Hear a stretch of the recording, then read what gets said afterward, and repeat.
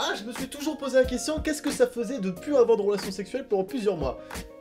Si j'ai compris le confinement, ça m'a bien sorti. Allez, comment engager une vidéo directe? Dans cette nouvelle vidéo, aujourd'hui, j'ai décidé pour vous d'analyser une nouvelle série super.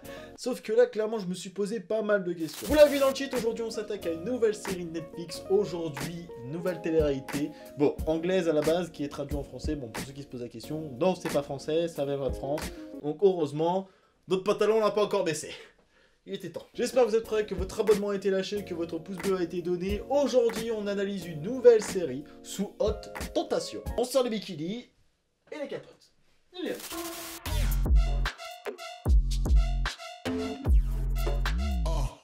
Bon, dans un premier, je vais vous restituer le contexte de l'émission. Ah, je vous jure que ce moment-là précis, il m'a fait rire. Le brief qui m'a été sorti au tout début de l'épisode 1, ça a été: on a mis les plus belles personnes du monde sur une île, et le seul truc qu'ils n'ont pas le droit de faire, c'est coucher ensemble. Un concept, mais ma foi, mais génialissime. À chaque bisou, relation ou trucs qui sont un peu, on va dire, borderline, ils font perdre de l'argent à la cagnotte générale. C'est-à-dire que petit bisou, bah, c'est 3 000 € en moins. Si tu vas jusqu'à l'acte, c'est 20 000 €. Ah ouais, putain, ça fait mal au cul. 20 000 balles. Oui, mais c'est comme ça que ça a été amené. Et là, je me suis posé deux questions. Sérieusement, et qu'est-ce que ça branle là? Je comprends bien qu'on est tous en train de se dire: oui, mais c'est trop stylé, cette série, elle est trop géniale. Non, c'est pas ouf du tout. Et je vous jure, pour avoir regardé la saison entière, j'ai eu de la peine à regarder ce truc jusqu'au bout. Ça m'a fait chier jusqu'au bout. Mais, je vous verrai à la fin de la vidéo, il y a des points positifs et je pense qu'il y a des choses à faire. Bon, déjà, avant que je casse le truc, je vous recommande pas du tout cette émission. Bon, en fait, c'est juste le moment de montrer qui sont les plus beaux, qui sont les plus forts, et que bah, le but, c'est de pas coucher ensemble sans faire de bêtises. Enfin, ils se pécho au bout de 8 heures. Hein. Enfin, les mecs, ça fait 8 heures qu'ils sont sur l'île, ils sont déjà en train de se pécho. Hein. Ah, ils se connaissaient pas du tout avant, mais ils sont déjà en train de se pécho. Bravo. Ah bah, c'est simple, à partir du moment où ils n'ont pas compris comment ça se passait les règles, bah...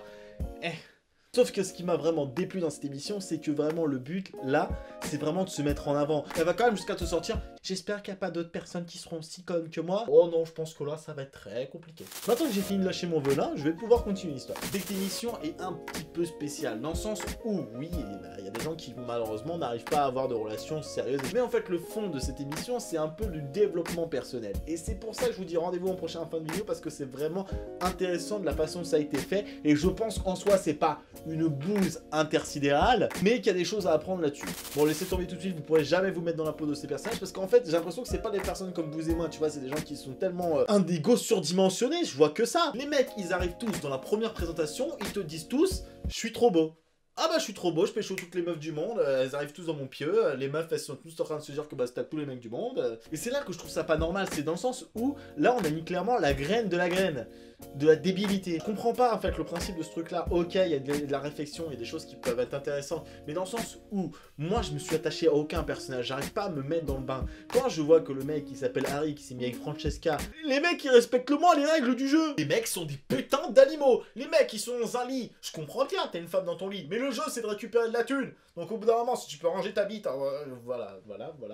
Le principe du jeu, c'est de rien faire. Tu peux t'abstenir à moi, mon pote. Je comprends bien, pour la plupart des gens, c'est compliqué. Moi le premier, mais... Désolé, mais pour 100 000 balles, je me coupe une couille. Non, je déconne, je rigole. Je vois déjà les gens qui vont dire: vas-y, prends 100 000 balles. C'est vraiment utile à ce que je vais faire. Là. Bon, en soi, quand j'ai regardé toute l'émission, ce qui m'a fait un peu tilter, mais bon... télé-réalité classique, les mecs ils sont en train de se pavaner, ils font des petits bisous. Mais ce qui a été intéressant, c'est qu'au bout d'un moment dans l'aventure, vous verrez de toute façon si vous regardez les épisodes, bon bref, il y a une sorte d'intelligence artificielle qui leur donne des étapes, des trucs comme ça, et il leur offre un petit bracelet. Et en fait, c'est au moment où un amour est vraiment sincère, où vraiment... Vas-y, tu peux la pécho, frère. En soi, ce que je vais vous dire là, ça me permet de rebondir sur autre chose. En fait, cette émission, au premier abord, évidemment, j'ai beau dire ce que j'ai dit au tout début de la vidéo, c'est vraiment pas l'émission que je regarderai si vraiment je m'étais pas attardé jusqu'au bout. Et pour cette vidéo, j'ai pris sur moi énormément. Au final, j'ai trouvé quelque chose d'intéressant à dire là-dessus. Certes, on a des gens qui sont super beaux, certes, on a des gens qui sont ultra stylés, certes, on a des gens surtout très débiles. Mais ce qui est intéressant de savoir, c'est qu'au début, ils sont un peu les débiles de base, pour les croiser dans n'importe quelle soirée.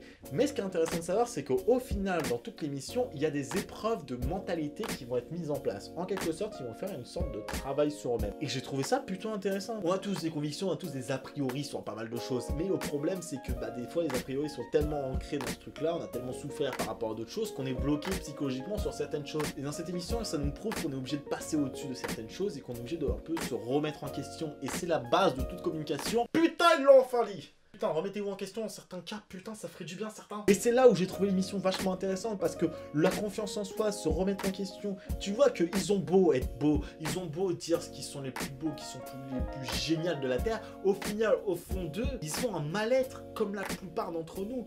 C'est impossible d'avoir 100% confiance en soi, il y a forcément un moment ou un autre, on s'est fait insulter, on s'est fait rabaisser. Et quand t'as des gens qui sont beaux et trucs comme ça, forcément ça attise la jalousie des autres parce que bah forcément, elles vont être trop stylées lui aussi. Mais au final, évidemment je cautionne pas le délire de absolument faut pas coucher pour réussir dans cette émission, c'est débile, genre on entend les séquestrer, là ça ira plus vite. Mais là où j'ai trouvé vraiment le concept intéressant, c'est vraiment du niveau du développement personnel, et là ça fait un bien fou. Quand ils sont passés de la personne qu'ils étaient au début à la personne qu'ils étaient à la fin, mais ça fait un bien fou, je me suis dit, ah putain, bah ils sont pas aussi cons au final, ça va. Il me rassure. Bon, en vrai, quand je regarde l'émission en entière, je me dis, bon, il y en a vraiment qui ont joué le jeu, qui ont vraiment, on va dire, grandi humainement parlant. Bon, il y en a d'autres, ils faisaient figuration. Oh bah, pour le buzz, baiser. Ah bah, j'ai l'impression qu'il y en a qui ont rien appris.